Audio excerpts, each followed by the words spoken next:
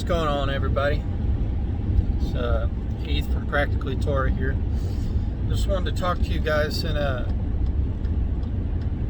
maybe get a bearing of what's your mindset. Something that's kind of on my mind a lot is one, being in Thanksgiving. That regardless of what's going on, the Most High is still the Most High, you know. So what is your mindset? Are you grumbling and complaining about your circumstances? Let's be honest. Within the circumstances, within my personal mindset, the thought of Biden and Kamala Harris being in the White House, that doesn't bode well for Americans. Those circumstances suck. So you take everything into consideration. Regardless of who is in the White House, the Most High is still the Most High. Regardless of your personal circumstances, whatever's going on at your house or in your home or just in your personal life, the Most High is still the Most High. So you have a loved one dealing with COVID.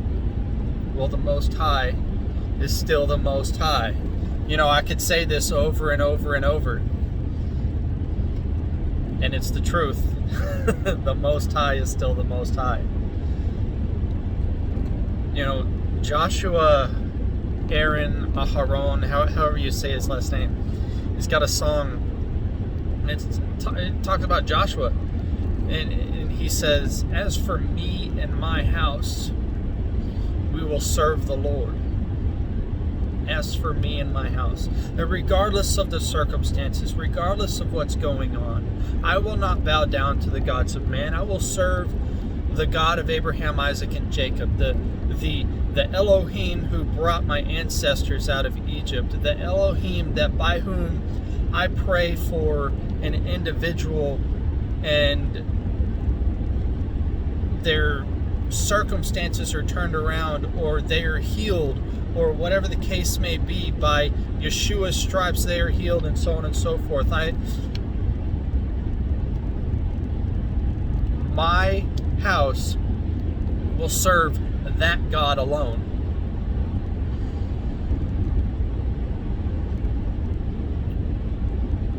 Because regardless of what goes on, regardless of your circumstances, regardless of what you see or how you feel, the Most High is still a good and just and righteous and loving King, who is worthy of your praise, who is worthy of your worship and your love and your adoration.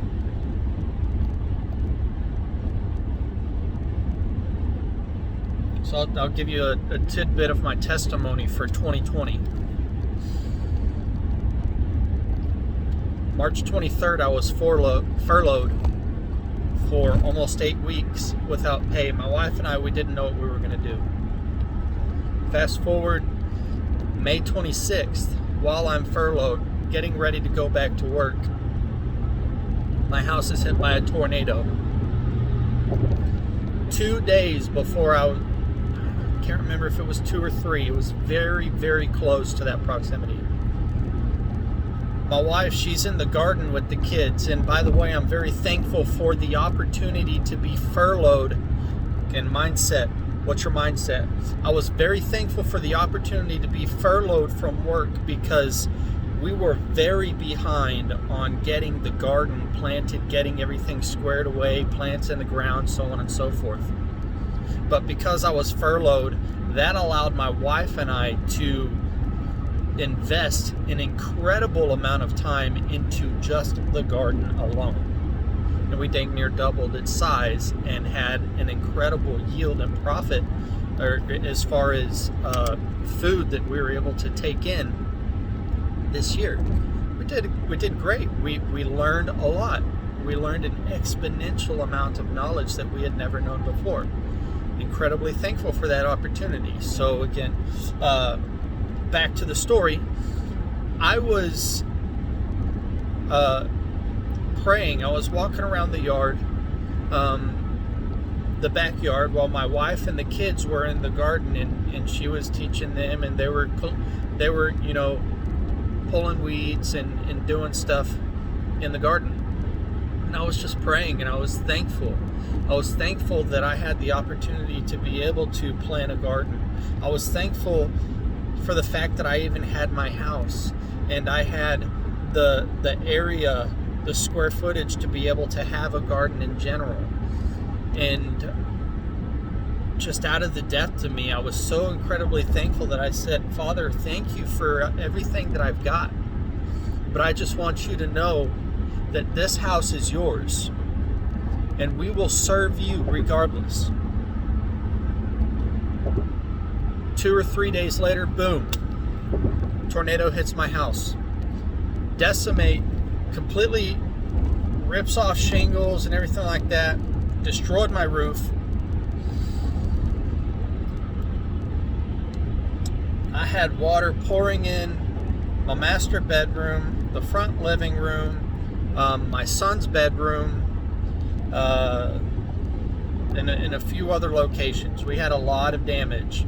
The awning, my front porch, the awning had lifted up and shifted 3 inches, and we felt it because we were in my closet during the tornado. So let me tell you, when you pray and you give something to the Father, like this truck that I'm driving right now, it belongs to the Father. It belongs to the Most High. I am just a steward. I am a steward of my house, and I am a steward of my household, my wife and my children. I am a steward. And I am personally held accountable and responsible to how I raise them and treat them and so on and so forth.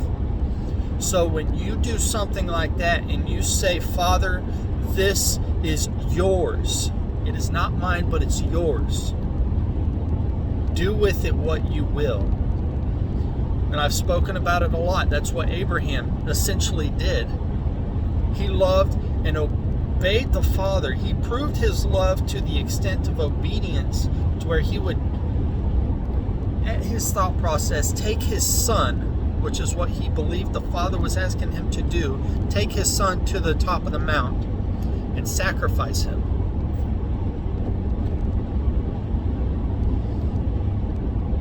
That's some radical obedience. Radical. And he said, Father, I love you so much that I will give you my son. The very gift that you gave me, I give him back. The very gift that the Father gave me in my house, which my wife and I, we worked so incredibly hard to get, we gave it back to him. And you know what the Father did out of that? He provided every step of the way. Every bit of money that I lost out on from not being able to work, the Father gave back. Plus some. The Father has provided throughout this journey of being able to get the house refixed, do everything that we wanted to do, but in the process, the Father changed mine and my wife's heart as far as how we feel about the house. It is just material. We can live without it. And He's proven that to us, that we don't require a house to live.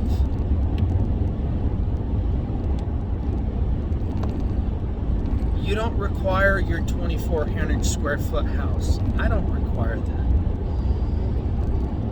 Circumstances are what they are, but the Most High is still the Most High.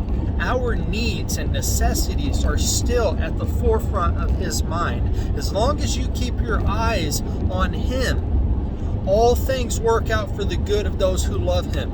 What is the proof that you love Him? John 14. John 14:15, he says, if you love me, you obey my commands. Well, guess what? The obedience to his commands is the very means by which you obtain righteousness. If you love him, obey his commands. And if you're being obedient to his commands and you're living your life in a set-apart manner that is to achieve righteousness unto the Most High, then all things, regardless of circumstances, work out for your own good. So be in thanksgiving.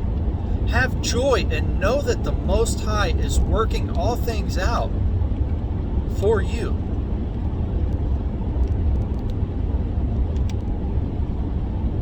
It's been one heck of a year. But it would be completely hypocritical for me to sit here and tell you, or sit here in my truck and speak to you guys and complain about what has gone on in my life, because believe me, it sure would be easy. You don't have to look far to find something to complain about, but what is your active mindset? What do you choose to do? Do you choose to be in thanksgiving to the Most High?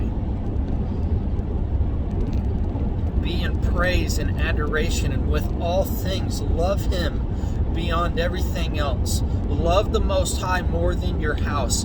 Love the Most High more than your truck. Love the Most High more than your family. And he will cause all things to work out for your good. And he will give you something that is better, greater, beyond all that you could even imagine, merely because you choose to be thankful and faithful to his word. And I'm talking to myself just as much as I am you guys, because the Most High is incredibly gracious and incredibly merciful.